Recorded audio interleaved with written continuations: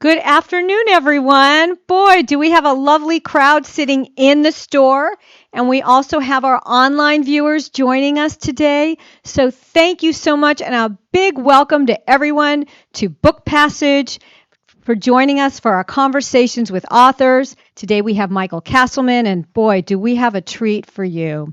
So I want to remind you all that this event is being recorded, and if you've got friends or family that are not here, could not view it, it will be archived on our website for later viewing. Again, it's going to be on our website under bookpassage.com, so you can find this event and you can share it with all of your friends. We will be having Q&A later on in the hour, and we do ask that you do use the mic. I'll be passing it around. I'll do my little Oprah thing, and just keep that in mind that you will be required to use the mic to ask any questions. So again, we're so thrilled to bring you this hour today. We pride ourselves on presenting different and sometimes less mainstream voices and books that can often change someone's perspective or maybe even provide a window into an unknown world. And this afternoon is no exception. Michael Castleman's The Untold Story of Books, A Writer's History of Publishing, reveals the most incredible 600-year journey of books from the printing press to the rise of Amazon, and what the future holds for authors and readers. For those of us who think that we understand the publishing industry, well, think again. There are so many changes and advances with self-publishing, electronic books, and new and modern publishing houses that are breaking the old molds. The bad news? More than 7,000 books are released every day, with most selling fewer than 100 copies. Now, the good news, millions of authors are still writing good books, and I can attest to that because I work in a bookstore and see that every week. And many millions of book lovers are reading them. So we're all in the right place to learn more about this.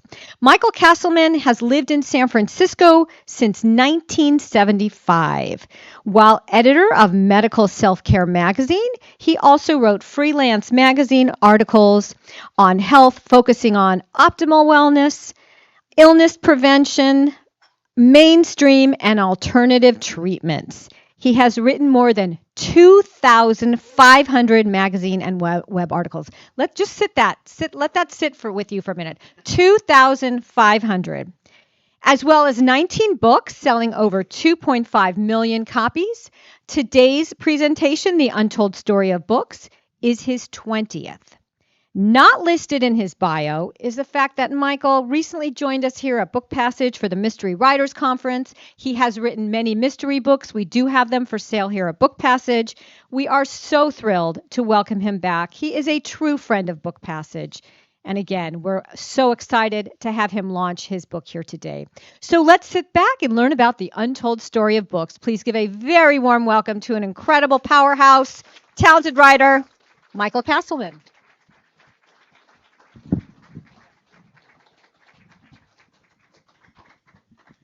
Thank you, everyone, and really, thank you so much for coming. This is one of the biggest crowds for a book I think I've ever had. So, it's tough to get people to come out for book events, and so thank you very much. So let's jump right in. The Untold Story of Books is the only history of publishing from an author's point of view.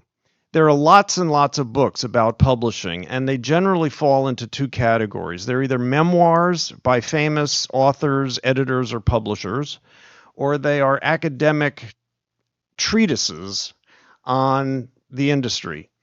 But 44 years ago, when I signed my first book contract, I started thinking that I should learn more about this industry if I'm going to be in it.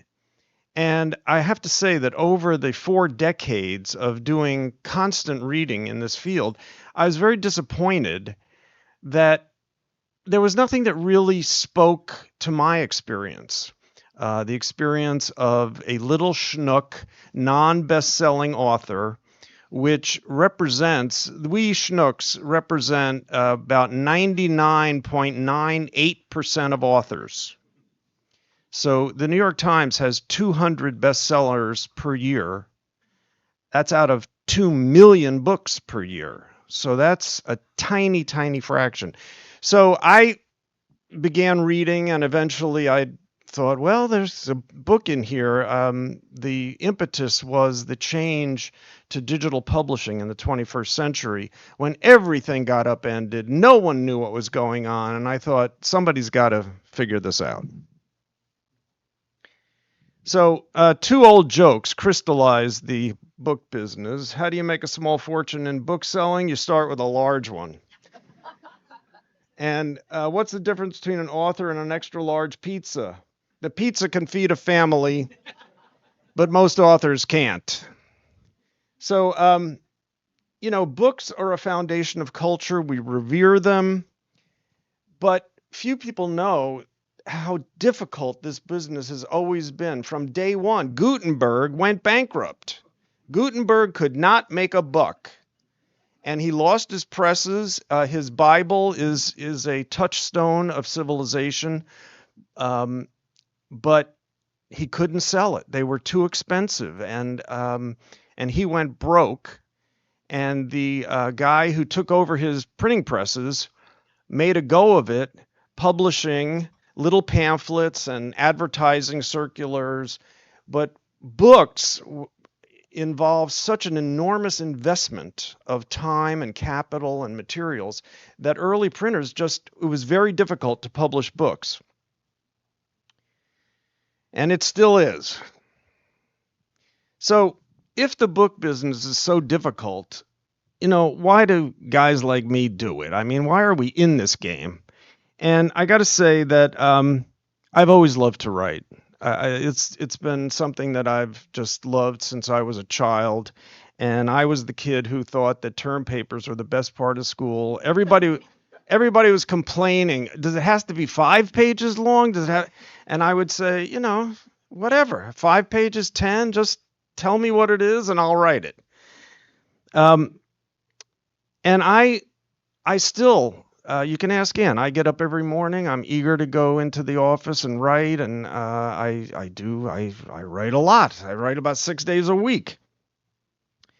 And all the writers I know pretty much feel the same way. There are several writers here today who I've known for many years, and they all love to write, and that's why we do it. I mean, if you don't love it, don't do it. It's like any of the arts. All the arts are very cruel as far as the business of the art is concerned. And so if you don't love it, there's just no reason to do it. But the thing about writing is that, people on Broadway talk about seeing their name in lights on Broadway. I'm happy just seeing my name on the cover of a little book. So like I said, I researched this book for 44 years, since 1979, when I signed my first book contract with Simon & Schuster. And I've read very widely, the New York Times and the Wall Street Journal and Publishers Weekly. And there's a wonderful little bulletin called Publishers Lunch. And I kept thinking that if I learned more about the business, it would help my sales. Did it? I have no idea. Really, I don't know.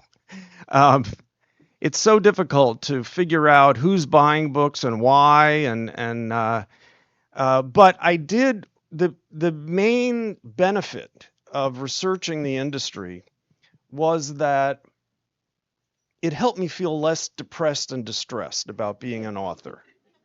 A lot of people who get into this gig, they're just at sea, and it doesn't seem to make sense. It actually does make sense if you know where to look. So one of the things about publishing is that it is rife with mythology. And the number one myth, as far as authors are concerned, is that with talent, hard work, and a little luck, authors can make a decent living writing books. No. No. Like I said, 200 books a year become New York Times bestsellers out of 2 million. So that's one book in 10,000. So imagine you're at Chase Center at a Warrior game, and every single seat in the arena is filled by an author. One of those people would be on the bestseller list. One. Now, the idea, it's not about, I mean, everybody would love to write a bestseller, but in the writing game, it's really about seeing the books come out, and some sell better than others, some don't sell very well. I mean, my best-selling book sold over 1 million copies, but my worst-selling book sold 300. So it's very hard to predict what's going to sell, what's going to appeal to people. I never made a living as an author of books. Never. I could have, when my million seller was hot. I almost could have lived on the income from that for about 2 years, but that was it. I mean, basically, writing books for almost everybody is not a career. It is an expensive hobby. It's like golf or world travel or owning a horse. You can get tremendous joy from your expensive hobby, but you're not going to make money at it. I mean, the vast majority of golfers pay to play. They don't get paid to play. And that's the way it is with book people, authors too. All right, now then the other myth that's central to the confusion that people have about publishing is the idea that publishing is hidebound and never changes, and it's always the same. Other industries change, but publishing doesn't. Well, the genesis of that myth is that books published today look very similar, look almost identical to books published 50 years ago. Bookstores look the same as they looked 50 years ago. They display books the same way. There's a certain sameness to how readers interface with the publishing industry that makes people feel like it's always been this way. That is not true. The book publishing industry has always been a whirling kaleidoscope of change, and it's changing constantly. And there's a word for publishers and booksellers who don't keep up with the changes. That word is bankrupt. So what has driven the evolution of the book business? It is people think it has to do with the intellect of authors and the sagaciousness of publishers. No. What drives publishing and has always driven publishing is the evolution of the technology of printing. Publishing is all about printing. And every innovation in printing allowed fewer people to produce more copies of more books, cheaper per copy. And so over the arc of the 600 years of book publishing, books have come down in price from extremely expensive to you can't even give them away. So before 1450, scribes copied books one at a time by hand, and the Latin term is manuscript. And it took forever to copy a book.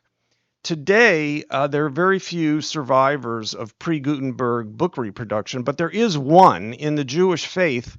The Torah, the foundational document of Judaism, is still copied by scribes one at a time by hand. The process takes 1 year, and the resulting Torah scroll is sold for $75,000. So if all books cost $75,000, how many would you have in your personal library? Not many. So then along came Gutenberg. And Gutenberg was a really interesting guy because he really didn't invent printing. Well, he did, but he was like Steve Jobs and Steve Wozniak. When they invented the personal computer, they didn't invent it out of whole cloth. They took parts that were already on the shelf and sort of put them together in a new way, and bingo, they had a personal computer. Gutenberg did the same thing. He was a goldsmith by trade, and he watched, and when he was an apprentice, he watched master goldsmiths take little letters and put them in these little holders and use them to stamp their signatures on their metalwork. And he thought, gee, what if you put ink on those letters? What would happen? But he didn't have a press. So how do you make a press? Well, what he did was he used the design of an olive press, the presses that were squeeze oil out of olives, and he got one of these olive presses and he sort of tinkered with it, and bingo, printing press. So Gutenberg's Bible. So remember, scribal books are 75,000 a piece. Gutenberg's Bible cost today's equivalent of around $2,500, which is a lot less than 75,000, but it was a lot more than most churches and people could afford, and that's why he couldn't sell them, and that's why he went broke. Successive innovations in Gutenberg-style presses cut the price more. So Ben Franklin, when 250 years after Gutenberg, Ben Franklin had a printing press in Philadelphia, and he printed books, but the innovations allowed faster press speeds, and his books cost around today's equivalent of about $600 a piece. So now you're getting to where books are affordable for the wealthy, but really not for anybody else. At the end of the 19th century, high-speed industrial printing debuted. And you're all familiar with the Industrial Revolution, and it started in the 1750s in England, and it took a while to get to printing. But when it did, unbelievably big high-speed presses could print books in the blink of an eye. And there were so many books, as more and more books were printed, prices continued to fall.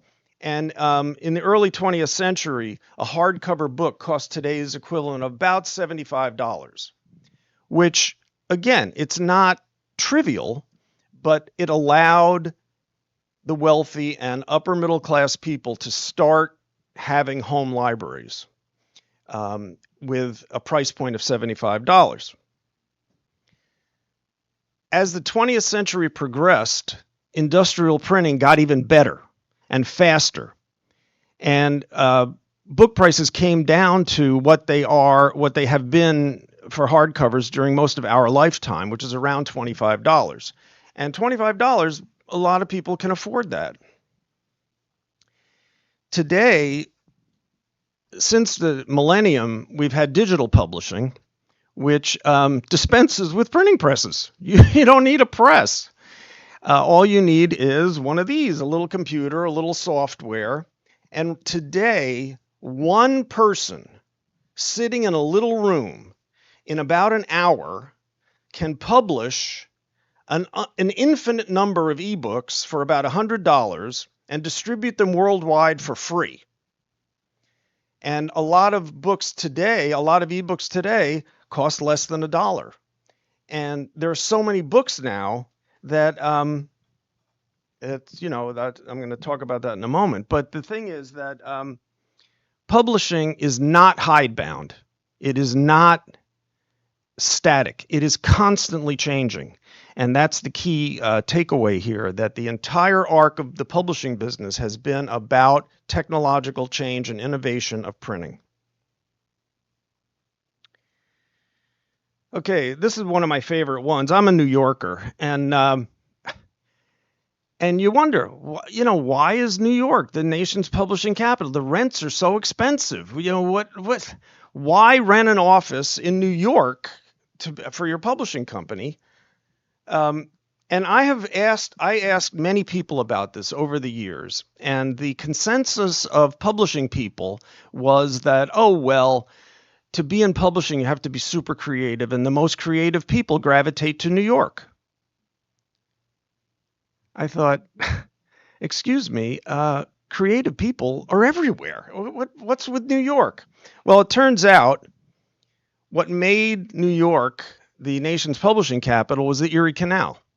In 1820, Boston was the biggest book town in the United States, followed by Philadelphia. And New York, which had the largest population of the three of them, was a distant third. New York was not a book town at all. But in 1825, the Erie Canal opened, and the Erie Canal allowed boat transportation, which is the cheapest form of transportation, is by ship. So you could load up a ship in New York Harbor, take that ship up the Hudson River, across the Erie Canal, and a day or two later, you're dumping books in Detroit, Chicago, and they're moving to Pittsburgh and everywhere else in the interior of the Midwest of the country. Now, if you've ever moved, you've all moved your homes, and chances are you have had to lug boxes of books that are so heavy. That's why water transportation was so important, because it allowed reasonably cheap shipping of books, and that is why New York is the publishing capital. So, but the mystery there is, why is it still the publishing capital? You know, we don't really need it anymore. And what's happening now is that more and more publishers are located elsewhere, all over the country. In fact, the publisher of Untold Story of Books is in Los Angeles. So New York doesn't really have to be the publishing capital anymore, but it just still is. Now, the other funny thing is that the Erie Canal was fantastic, but every winter it froze. And so publishers combined that with shipping discounts on bulk orders, and they would ship large quantities of books in the fall before the freeze, and then they would ship for fall and winter reading, and then they would ship large quantities of books after the thaw in the spring for spring and summer reading. And so publishers organized their publishing season in 2 seasons, fall and spring. And that went on until quite recently. Until the late 20th century, there was a fall list and a spring list. And the fall list was the big books because they were pushing them for Christmas sales, which is the biggest. Most bookstores make most of their profit between Halloween and the New Year. So today, most publishers are getting away from spring list, fall list. Some still use it, but now people are more or less publishing every year. But initially, it was the Erie Canal that got publishers to go with spring and fall. Okay, so now fast forward to today, and we're going to talk a little bit about digital publishing. And when digital publishing debuted in around 2000, the rallying cry was no more gatekeepers, no more pesky agents and editors and publishers saying no to authors, no more rejections. Anybody can publish anything. And they did, and they do. When I published my first book, it was in 1980, American publishers released 45,000 titles. Now, 45,000 titles is a lot of books. It's more than anybody could read. But, and at the time, I remember thinking, oh my God, I'm one of 45,000. Who's going to even notice? Well, today, since 2000, publishers and self-publishers have released 2 million books every year. 2 million a year, dwarfing the 45,000 and creating a glut that is beyond belief. I mean, during the entire 20th century, U.S. publishers released 2.5 million titles. Now that number comes out every year or two. So we're talking 40 or 50 times the output of the 20th century. And so what's happened is, yes, there are no more gatekeepers to say no, But your book is like a blade of grass on a golf course. It's so hard to get noticed that it's amazing that any books do get noticed. And it's amazing that you're all here right now listening to a little schnook like me talking about one book in 2 million. So the central truth of publishing today is that it is easier than ever to publish books and harder than ever to sell them. Uh, it's not easy even to give them away. I mean, I'm sure that you all have little free library kiosks in your neighborhood.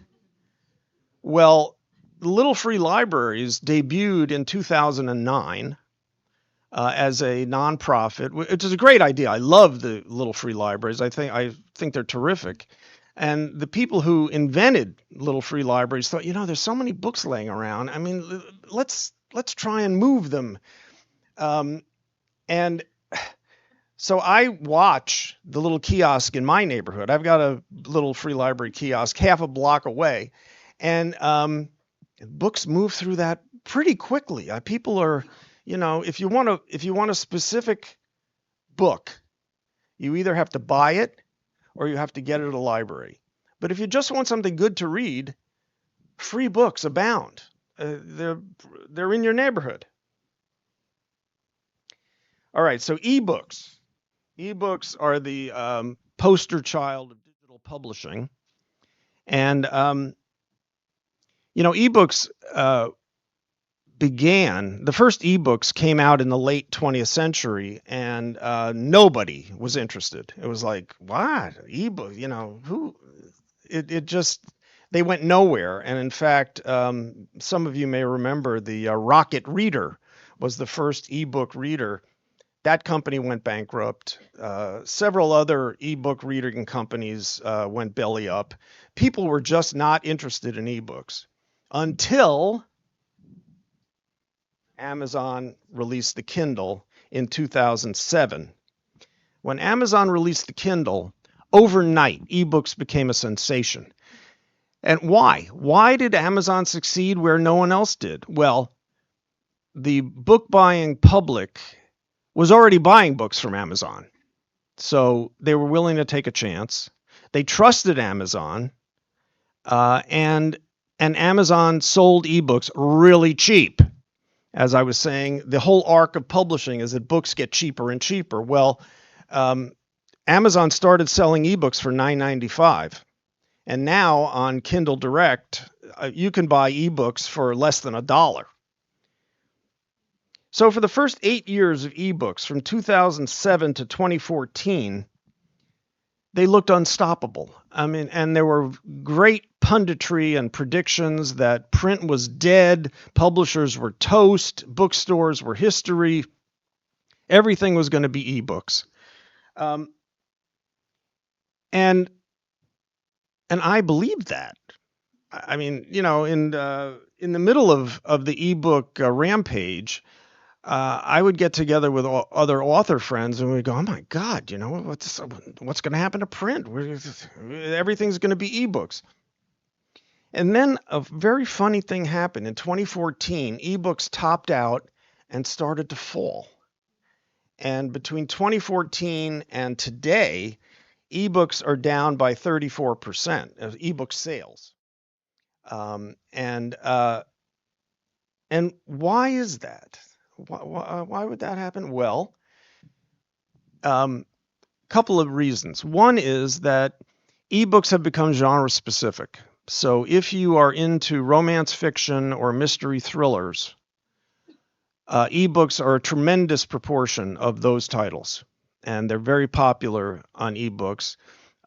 Basically, everything that used to sell on pulp paper, pulp fiction, so that was romances, mysteries, adventure, fantasy.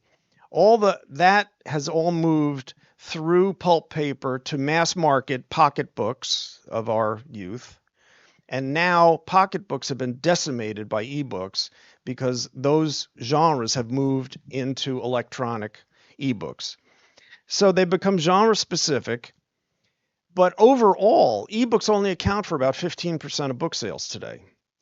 Print has survived. In fact, print has thrived.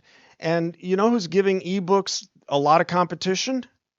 Audiobooks. In fact, today, audiobooks sell as much as ebooks do, with a lot less fanfare and hype.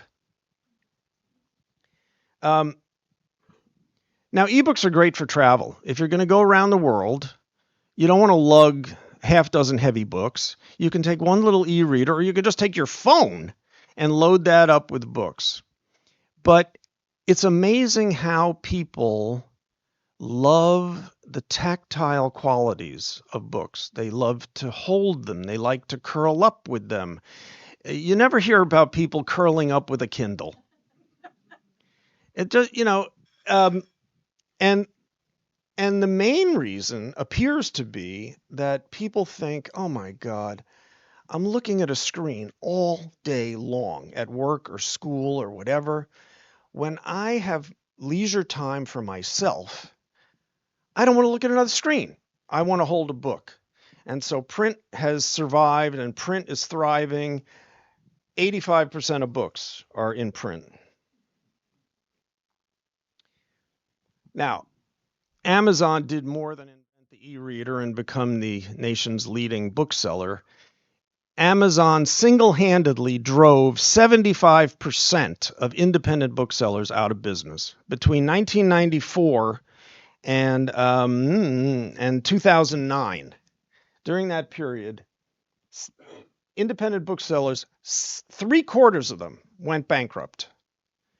As a direct result of competition from Amazon, a lot of booksellers just couldn't compete. But in 2009, the free fall bottomed out, and booksellers started coming back. And today, booksellers are up. In 2009, as I say, there were 1,400 booksellers. Today, they're around 2,500. So that's a lot more. And so how have they done it? How have booksellers successfully competed against Amazon? And in a word, they have imitated Book Passage. Book Passage is the poster child for how to compete with Amazon because it has the 3 C's: curation, convening, and community. Successful bookstores select their books carefully because they know their audience. They know who's going to buy what. And they don't know everything. I mean, booksellers make mistakes and sometimes books don't sell. But basically, at Book Passage, the book buyers have a general sense of what their audience is going to buy, and they stock that and it sells. And at Book Passage, there's also a tremendous commitment to convening and community. Book Passage has more than 500 author events every year. And they don't all pull big crowds like this, but 500 events, they pull a lot of people. And Book Passage has classes. You want to be a writer? Book Passage has classes. You want to join a book group? They sponsor book groups. Programs for kids, language classes, on and on and on. Book Passage really is the hardest working bookstore around, and it is the model for how bookstores are competing against Amazon successfully.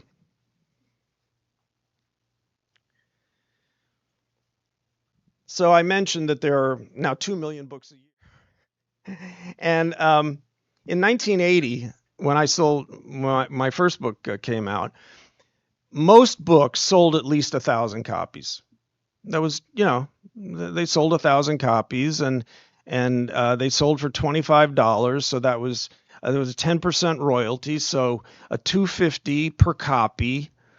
At times 1,000 is $2,500, and so a lot of book advances at that time were between $2,500 and about $5,000, because publishers could count on books selling between 1,000 and 2,000 copies.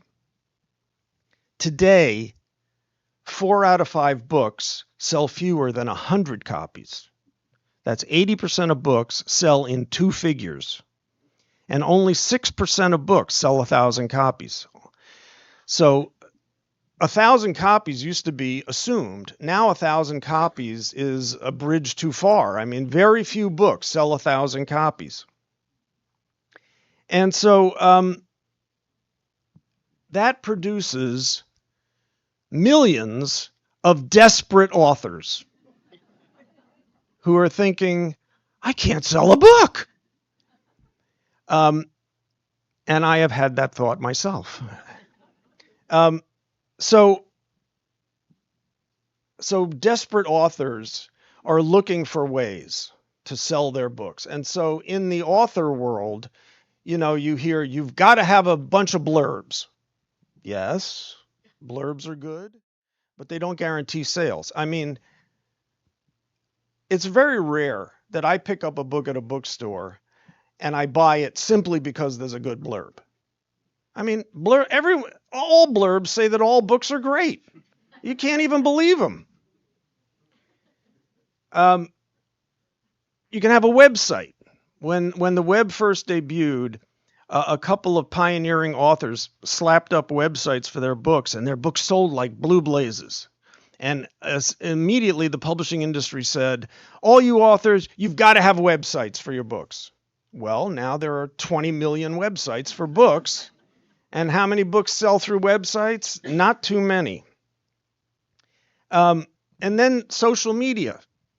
And there were even articles in the New York Times and Wall Street Journal saying publishers now insist that authors have robust social media presences.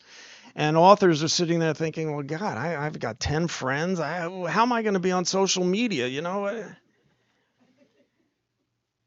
Social media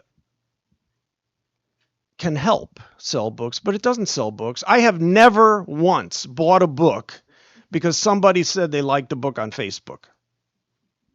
I don't do that. You know what sells books? Face-to-face personal interaction. Now, some books do sell from social media. Romance fiction is the leading genre that sells through social media, and I don't know how many of you are on TikTok. I am not. But there's a little area, not little, it's a vast area of TikTok, which is called BookTok, that is incredibly good at selling best-selling romance fiction. In fact, I don't know if you know the romance fiction writer Colleen Hoover. Last year, she had 3 books simultaneously on the New York Times fiction bestseller list. I mean, she is a major heavy hitter. And her fans made a lot of TikTok videos to the point where in the acknowledgments for one of her books, she thanks BookTok and her fans. Well, nobody's making videos about Mike. So it's great. I'm glad that some people can do well with social media. I say more power to them. But what really sells books is people talking to their friends and family about them. You've got to read this book. That's what does it. And you can internet yourself till you're blue in the face, but having people actually talk about your book, that's what seems to be the best at selling it. And so my advice to authors is focus on the people closest to you. Don't think about, random souls on some, bizarre internet platform. Think about the people you know. With so many books being published and book sales per title way down, well, authors' incomes have tanked. I mean, seriously tanked. The Authors Guild, which is the main organization of authors in the United States, it surveys the members, and incomes have fallen by half. So down to $12,000 from $24,000. That's for full-time book authors. I don't even know who they are, but most authors are part-time. And for part-time authors, incomes are now down to $2,800 a year, okay? Which is a lot better than I've been doing. I aspire to $2,800. Last year, I made $637 in book royalties. That's for 19 books, friends. So it's amazing how, you get into the writing game thinking you're going to produce monuments to culture. And what you're actually doing is producing these little pebbles that just sink in the sea and are never heard from again. Uh, so, so my advice there is forget the MFA, get an MBA, get a job, get yourself a job that is going to pay you well so that you can afford to write your books. Because books are much more likely to cost authors money than make any. All right, now I want to talk a little bit about the anguish over reading and books. And for my whole life, I've heard predictions. Oh, reading is declining. Books it's doomed. The history of books is the story of successive predictions of their demise, the end of reading. And this began in 1877 when Edison invented the phonograph, and immediately pundits said, oh my God, books are dead, books can't compete with this, libraries are going to become record collections and they're going to jettison all their books. The predictions of books' demise continued in the 1880s when I mentioned the super high-speed industrial presses that brought down the prices of books. Well, those same presses brought down the prices of newspapers and magazines. And from 1880 to World War I, the number of newspapers and magazines published in this country tripled because they were cheap. And people would buy stuff that was cheap. If you could buy a magazine for a nickel, that was pretty good. And again, book people said, oh my God, we can't compete with these newspapers and magazines. Books are dead. And the main person who said that was Henry Holt, who was one of the biggest publishers. Then in 1900, radio and movies are introduced. And by 1920, the nation was saturated with radio stations, and there were theaters everywhere. And again, the pundits said, books can't compete, books can't survive, books are toast. In our generation, when television came when television arrived, the same thing happened, and the prediction was baby boomers will not read. Actually, what happened was baby boomers became the biggest book-consuming generation in the history of the world. And since then, we've had VCRs came in. Oh, books can't compete with videotape. Oh, they can't compete with the internet. They can't compete. They can't compete. They can't compete. Do you see a pattern here?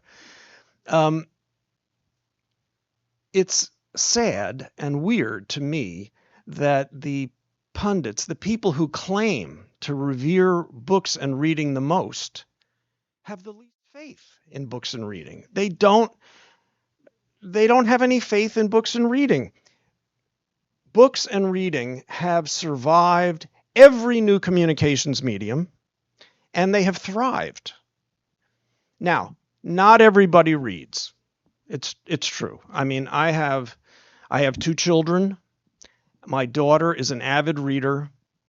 My son, he reads. Mostly he reads the books that his girlfriends tell him to read. That's pretty much how it works with him.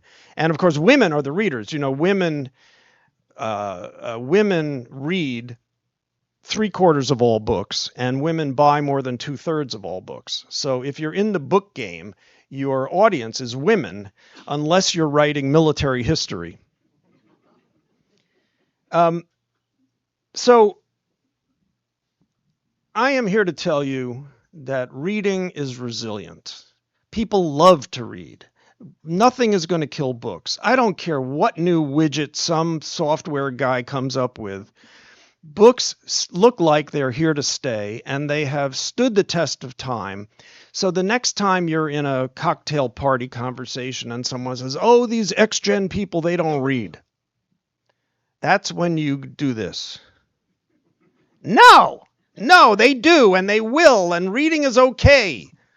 I can't tell you the number of times people have said to me, books are dead. They're not. And here's the other truth. Authors are going to continue to write.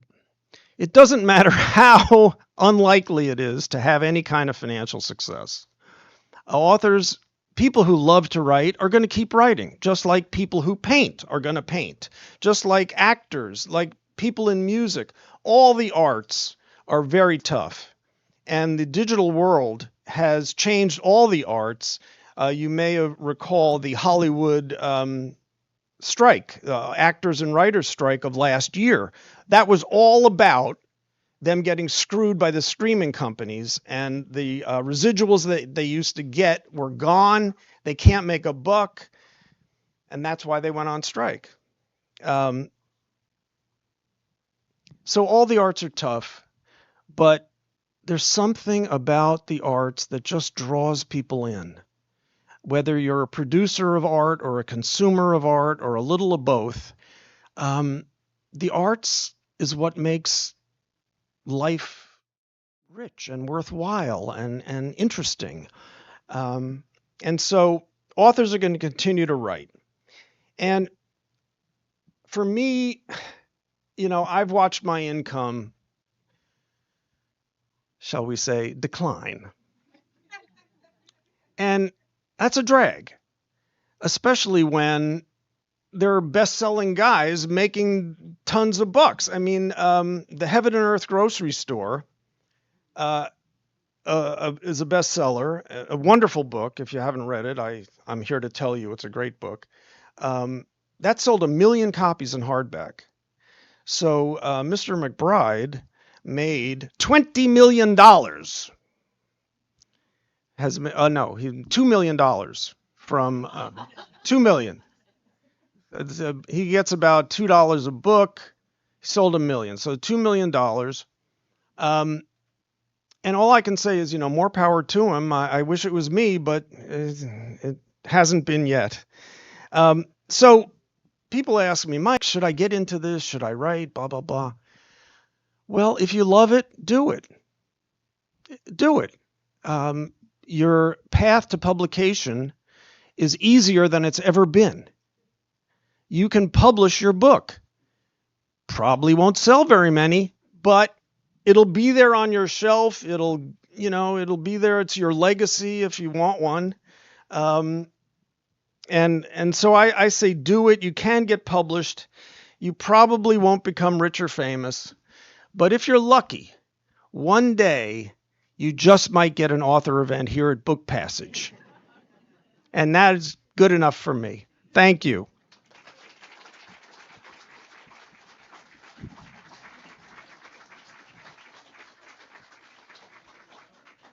Thank you. Okay, if we have time for questions, so if someone has a question, if you can just raise your hand and I will come around with the mic.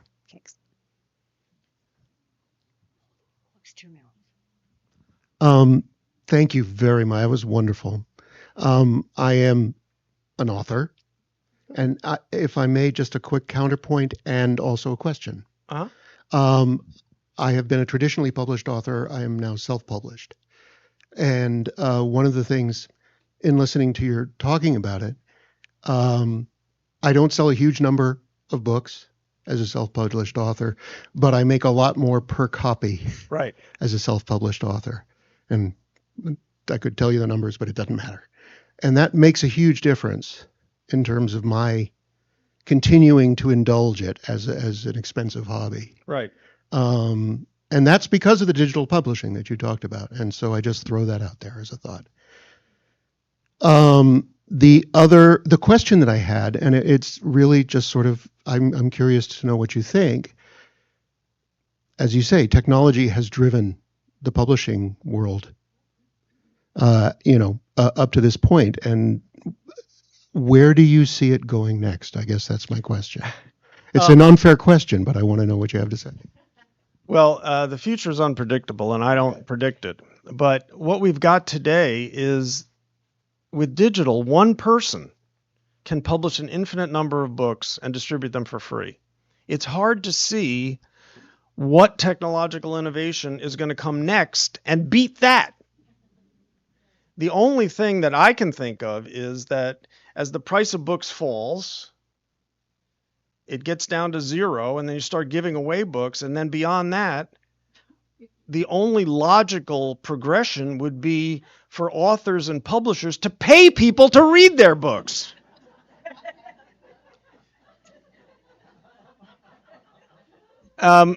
Which we already do indirectly. I mean, you can spend, it's very easy to spend $10,000 on a publicist to publicize your book. Well, that's not directly paying people to read it, but it is paying to get people to read it. And so I'm sort of interested in the notion that maybe the future of publishing is going to be paying people a little bit to read a book. We'll see. Okay, we have a question back here. Hi, Michael. I'm curious, I'm sure you've thought about this, so I'm curious if you have any comments about the impact of AI written books on the publishing market. Great question. Hi, Laura.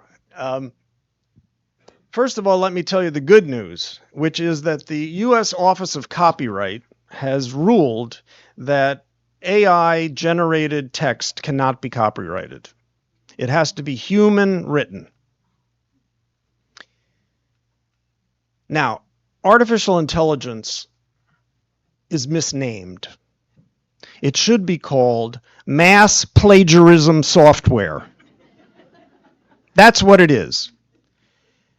They say the artificial intelligence is based on what's known as large language models, which are huge databases of billions of words that these machines can now put together into coherent sentences. And initially, all the AI people said, oh, we take uncopyrighted text that we find on the internet. Well, no, they don't. They steal books from authors. And there have been a number of lawsuits on this. The Authors Guild and a bunch of famous authors have sued a number of AI producers, including Meta, which is the company that owns Facebook. And that suit produced a discovery where Meta had to reveal what went into its large language model. And it was approximately 30,000 books. And so the Authors Guild got a hold of that and invited members, put your name in there and see if any of your books were stolen. Well, 3 books of mine have been stolen by Meta for artificial intelligence, or as I say, mass plagiarism software. And I am leading a one-person campaign to change the way we talk about this. So anytime anybody says to you artificial intelligence, you say, no, that's plagiarism software. And I'm hoping that if we can change the language, that it will help stimulate the judges and courts to see the truth here. But to get to the question, what effect is AI going to have on books? Short answer, I don't really know. There's a lot of controversy among authors, with some saying, oh, I would never use AI, forget it, I can't stand it. And that's how I feel. Other people are saying, it can give you a halfway decent first draft. It can do all kinds of things, and maybe we should learn how to work with it. And who knows? Maybe we will. Maybe I will, but I doubt it. Right now, it's the hottest thing happening in publishing. Publishers have no idea how to deal with AI. Authors are suing AI companies like crazy. And, the obvious solution here is that the AI thieves should just buy licenses. I would be happy to have my 3 books go to Meta's large language model if they paid me a little money for it. But no, they won't do that. They want to make Mark Zuckerberg a zillionaire from being a billionaire.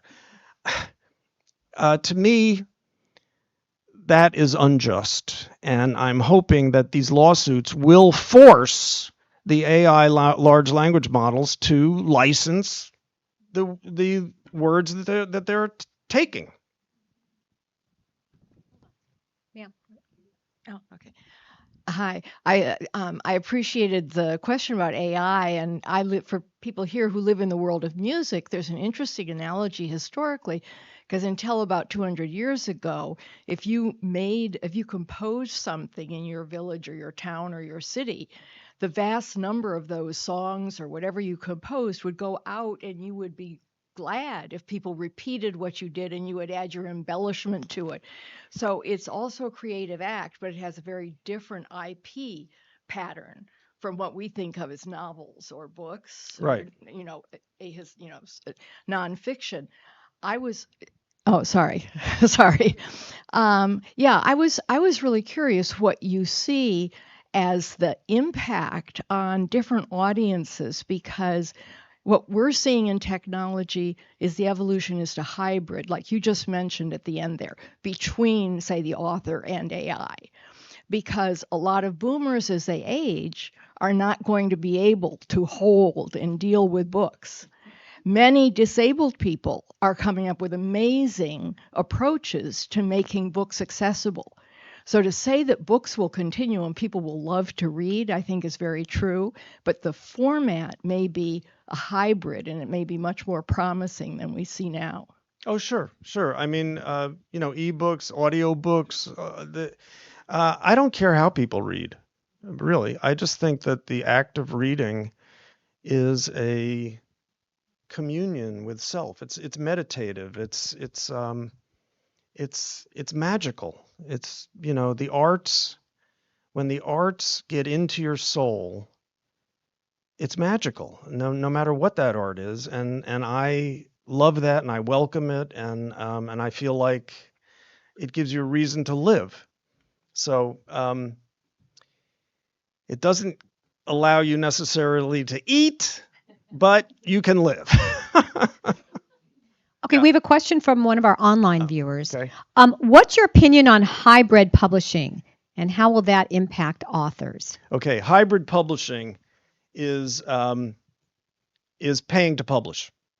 Okay. So before the 20th century, there were no publishers as we know them today. Authors hired printers and marketed their books on their own. So all the 19th, 18th, and 19th century authors you read in high school and college, none of them was paid for a manuscript by a publisher. They all paid to publish. And we're talking Thoreau and Louisa May Alcott and Robert Louis Stevenson and John Greenleaf Whittier, Walt Whitman. They all paid printers to print their books. It was only in the 20th century that, with high-speed presses getting so good, that publishers emerged to pay writers for manuscripts. And now I've forgotten the question. How does it impact authors? Hybrid. Oh, yeah. So hybrid publishing is a high-tech return to the previous model. So in the 21st century, lots of authors hire a company. They don't hire printers. They hire a company that provides publishing services. So that company will edit your book, format your book, print your book, release it on ebooks and Kindle. We'll get you the ISBN. We'll do all of the mechanics that is time consuming. And they'll do it for between $5,000 and $15,000 is what hybrid publishing costs. And hybrid publishing, it's not cheap, but compared to reinventing the wheel and doing everything yourself, it's often a lot easier.